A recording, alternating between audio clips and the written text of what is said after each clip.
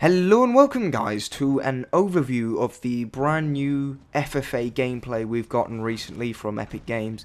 They've released about a 12-minute gameplay and I've cut that down into about 8 minutes. So I want to do a quick overview for you guys so you can see the little things that I've noticed. So the first big thing I'm going to talk about here is the brand new Lancer, which seems to shoot incredibly fast for me.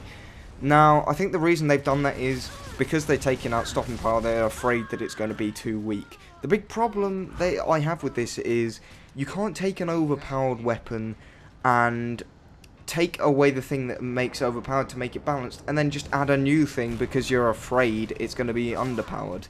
That's just not how it works. But that's my first opinion on the new Lancer. We'll have to see how it works. But as you can see, he gets a lovely little two-piece here. Now, he's going to reload, and we've been wondering how the reloading was going to work. And now we can see that they've completely taken away the active part of it and just had a tiny little bit of it to do the reload in. Now, here you can see him using a boom shield with a Lancer. This is, I think it might be alright to deal with when it's got a Lancer itself. But as you'll see later, you can also use almost any weapon with it, and we'll see him tearing it up with a bit of Nasher boom shield combo. So he's got the hammer burst here, and I think the hammer burst looks a lot harder to deal, or a lot harder to use than the previous game. It looks like the recoil is a lot more powerful. Now, I've slowed down this bit here so you guys can see for yourselves. If you look down at the bottom here where it says change loadout, you can see Lancer, then he goes to retro, then he goes to hammer burst, goes black, and then it goes to classic hammer burst, Nasher, and the new sniper, oh well, sword off first, and then finally the new sniper, which is the Mark Z. But, yeah, so there's a lot of weapons you can spawn in with. I'm a bit impartial about this new sniper rifle. It's hard to say what it's going to be like without seeing any real multiplayer gameplay of it. You can only just see him missing a bunch of shots here, so I'm not sure. But if it is a one-shot headshot, I think that's the stupidest thing ever. Because they've already got a bolt-action rifle, which doesn't even have a scope. The purpose is so people can go around and get one-shot headshots, but not powerful downs. If it did have a one-shot headshot, this would be exactly the same as that, but it would have more shots and shoot faster. So yeah, there you can see he tags someone with a grenade just by throwing it at him. So that's quite cool. That's a bit of a Halo feature there. So that's interesting to think about. Now, another thing I want to mention is the map design. I love the map design here.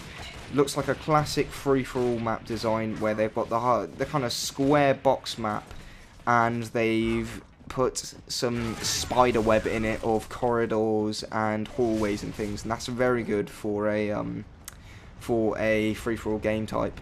Now, he spawns in with a Nasher here, and one big thing I want to notice is he's only got 8 shots in that Nasher. He's just spawned in with it, but he's only got 8 shots.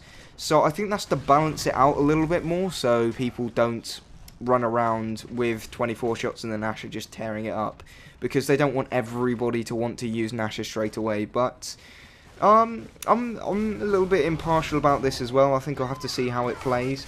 But I don't want free-for-all to be a Nasher-only game type. I mean, loads of people keep telling me, oh, it's a Nasher game, it's a Nasher game.